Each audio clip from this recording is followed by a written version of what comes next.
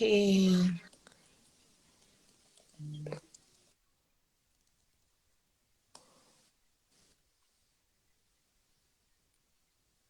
Ini, hah, oke oke. Soalnya ini sinyal aku juga ya ampun, parah banget ya malam hari ini. Lagi hujan atau gimana sih di sana? Enggak hujan. Oke. Atau Kak Ica ada headset nggak? Ada headset mungkin coba bisa dicoba nggak sih pakai headset gitu? Ya nggak sih? Ya sih ya nggak apa-apa. Ya lanjutkan ya obrolin. Ya, aku mau Oke, ngasih ini salah satu ini mungkin juga ya, kasih. Aku mau oke nambahin oke. situ ya. Jadi tadi kita sebenarnya adalah obrolannya itu kan terkait dengan kemandirian keuangan gitu ya, financial independence dan financial freedom. Tadi aku udah coba jelasin nih terkait dengan financial independence. Nah, aku juga pengen ngejelasin sebenarnya buat teman-teman yang pengen financial freedom. Caranya gimana? Yang kita obrolin dari tadi, ketika kita ngobrolin terkait dengan investasi, punya passive income, ini sebenarnya part of kita mau financial freedom nih. Financial freedom tuh kayak gimana sih? Financial freedom itu adalah titik di mana kita ini udah punya passive income yang bisa memenuhi biaya hidup kita. Jadi ibaratnya mau kita kerja, mau kita nggak kerja, gitu ya. Jadi kita nggak perlu pusing lagi. Kita udah punya passive income itu dari tabungan-tabungan kita sebelum-sebelumnya pasti. Karena gimana caranya kita punya Hmm. passive income kalau pas mudanya kita nggak start untuk doing investasi gitu kan. Jadi itu yang namanya financial freedom. Nah, ada satu teori ini gimana sih teman-teman caranya untuk ngitung financial freedom? Ibaratnya di titik kita harus punya tabungan berapa, kita harus punya uang berapa sih gitu ya, supaya kita bisa hidup tanpa kerja lagi, tanpa kerja kantoran, tanpa kita ketemu sama bos yang mungkin kita nggak suka gitu ya. Jadi kalau sekarang mungkin kerjanya salah satunya untuk nyari uang gitu ya. Nah, kita mau financial freedom supaya kita kerja benar-benar untuk self actualization. Jadi benar-benar yang untuk kita kerja benar-benar ya udah aku happy kok gitu. Kayak aku sekarang kan aku kerjanya sebagai edukator karena emang aku happy gitu ya. Jadi gimana caranya kita sampai di situ? Ini ada salah satu teori yang teman-teman bisa cara ngitungnya. Jadi namanya 4% rule nih teman-teman ya, aturan 4%. Ini sebenarnya diperkenalkan dari salah satu dari 3 orang profesor di salah satu universitas gitu ya, bahwa kita ini bisa hidup dari 4% hasil investasi kita setiap tahunnya gitu ya. Yes, tapi kita harus punya tabungannya berapa nih supaya dengan 4% kita masih bisa hidup gitu kan. Nah, jadi 4%-nya itu dari apa? Karena dia itu 4%-nya ngitungnya adalah dia bisa ngira-ngira bahwa di 15 sampai 30 tahunan setiap kita ini bisa kalau investasi itu rata-rata bisa dapat 7% lah ya gitu ya. Hmm. 7% dan tingkat inflasinya rata-rata 3%. 3% ini di kondisi ekonomi yang sehat. Kalau sekarang kan nggak sehat gitu ya, isu-isu resesi, inflasi dan lain sebagainya. Jadi mau nggak mau gitu ya, dari 7% dikurangin 3% tadi, net return yang akan kita dapatkan gitu ya, investasinya adalah 4%. Nah, cara ngitungnya gimana? Cara ngitungnya adalah kita harus tahu pengeluaran tahunan kita dikali 25. 25 itu sebenarnya adalah dari 100% bagi 4% tadi. Jadi kalau misalnya nih pengeluaran tahunan saya 100 juta gitu ya, anggaplah bulanannya gitu ya, 100 juta gitu ya. Berarti kan tiap bulan di angka 8 atau 9 juta gitu kan. Terus setelah itu kalikan 25, berarti saya butuh 2,5 M untuk saya berada di titik financial freedom. 2,5 M ini nanti kita taruh di suatu instrumen investasi dan kita bisa dapetin return 4%. Yang pokoknya bisa dapat 4% gitu kan. 4% dari 2,5 M setiap tahun, si 100 juta tadi kita bisa pakai untuk hidup di di masa itulah ibaratnya. Let's say misalnya kita mau financial freedom di 40 tahun, ya umur 40 tahun financial freedom. Jadi setelah umur-umur itu kita nggak perlu kerja bener-bener buat cari uang. Jadi kerja bener-bener buat happy-happy aja karena kita udah punya passive Hmm. income 4% dari 2,5 M tadi. That's why nih dari sekarang para pemuda-pemuda gitu. Makanya kita ngajarin investasi, financial planning supaya apa? Supaya bisa ngejar si uang yang besar tadi 2,5 M. Kalau kita Nah, bayangin kan Kak ya, Kak Ica, Kak Sinta ya, kalau kita bayangin 2,5 M itu suatu angka yang besar banget gitu kan. Tapi kalau kita nggak mulai dari sekarang, itu nggak akan pernah kecapai. Selalu inget ya, even uang 1M itu dimulai dari angka 100 juta, 100 juta dimulai dari 10 juta, 10 juta pun dimulai dari 1 juta, 1 juta itu dimulai Benar. dari 100 ribu, 100 ribu dimulai dari 50 ribu tadi ya, dengan beli reksadana misalnya. Jadi memang semuanya itu step by step. Kalau kita lakuin dengan perlahan, itu sebenarnya kita bisa loh untuk di titik itu gitu ya. Jadi memang harus tahu ilmunya, harus ada usahanya untuk ke sana gitu sih kalau dari aku Kak, terkait financial freedom.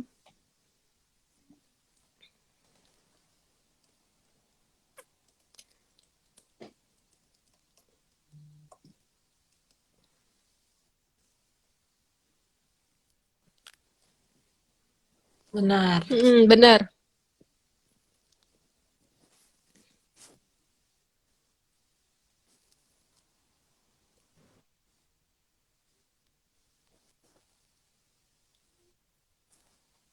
Udah jam segini ya soalnya ya.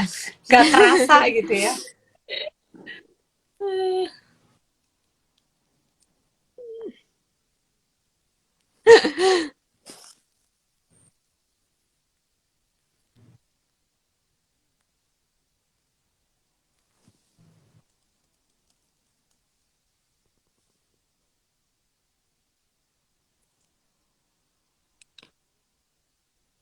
Oke.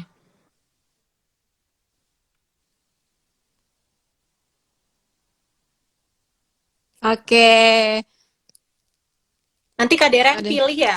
Yang Iya, nanti aku pilih pilih. jawabannya. Jadi teman-teman kita mau kuis nih dan harus cepet-cepetan gitu kan. Iya.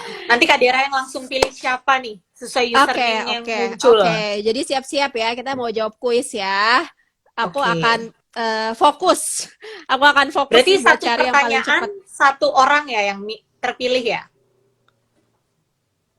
Oke, oke. Aku coba pilih. Silakan Kak Sinta, kalau mau ini pertanyaannya. Suaranya siapa nih yang gak ada?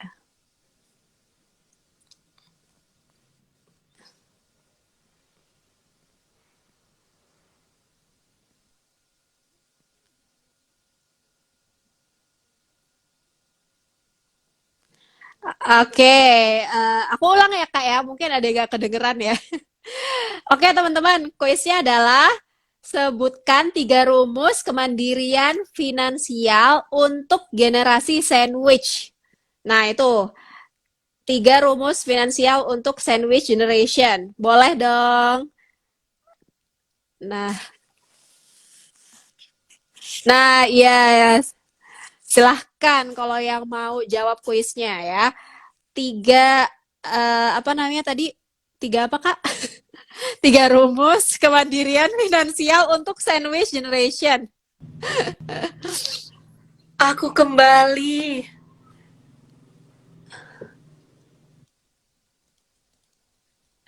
Sinyalnya ya ampun, maafkan. Tadi udah disebutin ya sama Kak Dera ya? Kak Dera yang Iya, Kak Dera iya, iya. disebutin ya? Oh, ini ada nih. Em, Oke. oke, ada dari Salty. Kalau yang lain mau jawab nih, aku masih menunggu nih yang kira-kira pas gitu ya. 3 rumus kemandirian finansial untuk sandwich generation. Itu pertanyaannya. Masih ditunggu ya. Oke, masih aku tunggu nih. Kira-kira ada nggak yang mau jawab lagi? Kira-kira kuisnya. Tuh, lumayan banget. 100 ribu ya. Lumayan banget nih buat mau mulai investasi. 3 rumus kemandirian finansial untuk sandwich generation ya, pertanyaannya ya.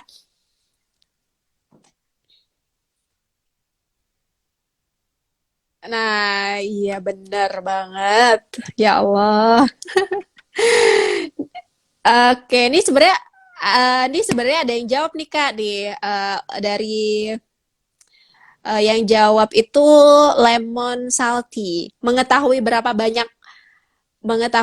banyak pengeluaran pasti yang harus dikeluarkan buat budgeting dan alokasi budgeting. Ini sebenarnya dua diantaranya udah benar, cuman aku satu lagi masih bisa diubah nih jawabannya gitu ya. At- Iya, iya, iya, iya. Kan tadi Masih bisa tiga nih, kan masih bisa pertanyaannya. nih. Jadi kurang satu lagi yang pas, lebih pas gitu. Jadi,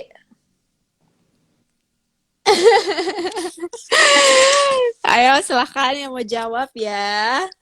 Masih ditunggu sama Kak Dera. Iya, masih ditunggu. Tadi sebenarnya tadi yang lemon dot salty itu udah bener duanya, satu lagi kurang pas gitu loh. Sebenarnya yang kedua itu kan tadi budgeting sama alokasi budgeting ini sama sebenarnya ya. Jadi tinggal satu lagi.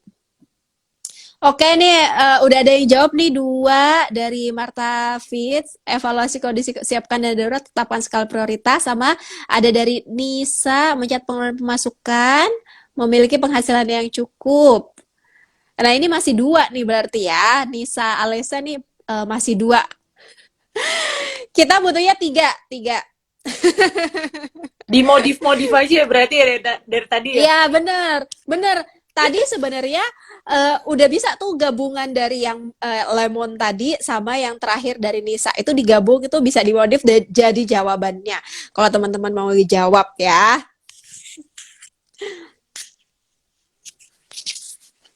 Iya bener, lumayan banget.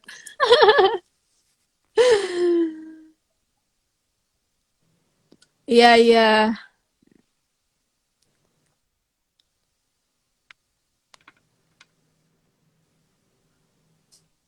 Oke. Oke, ini udah bener nih dari lemon lemon dot salty Buat gitu salty. ya. Akhirnya ya. Iya, iya, iya, iya, Udah semangatnya ini menjawab, banget akhirnya loh. menjawab lagi. Menjawab lagi karena aku bilang kan kayaknya kurang perfect. Terus yang ketiga itu dia mencari side job. Kalau misalnya dia gaji UMR dan emang nggak cukup gitu. Yang ketiga tadinya itu ya. Jadi emang udah bener. Selamat. Oke. Selamat.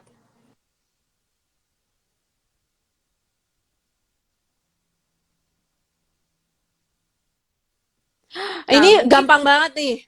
nggak nggak kedengeran kali ya di teman-teman semua, jadi diulangin lagi kali ya. Nah, pertanyaannya gitu ya, saat ini Kak Dera sedang studi ke negara mana? Oke, Gitu. Ini harusnya ayo. tadi udah di-spill di awal-awal ya. Kalau Iya, teman-teman ngikutin dari awal, pasti bisa jawab. iya. Kalau misalnya ngikutin IG aku juga udah pasti tahu karena aku Oh, sering udah banget pasti bikin tahu ya. story ya.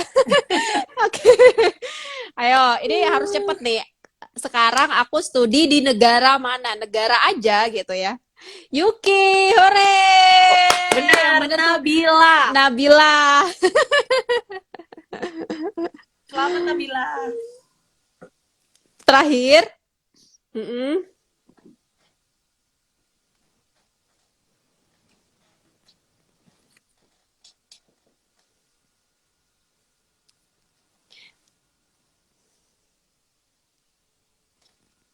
Oke, coba ya aku simpulin ya. Jadi kalau misalnya baru mau mulai investasi, ke reksadana apa yang kira-kira paling aman untuk pemula? Gitu kan Kak Ica ya? Benar. Yes. Oke, ini udah ganti pertanyaan ya. Yang udah jawab UK udah gak usah jawab lagi. Jawabnya langsung banyak ya Kak Dera tadi. UK, UK. Pertanyaan ketiga adalah investasi yang cocok untuk pemula, reksadana yang resikonya paling rendah. Wah, ini udah jawab nih. Yang paling cepat Zuhria, Zuhria. Rare DPU. Selamat.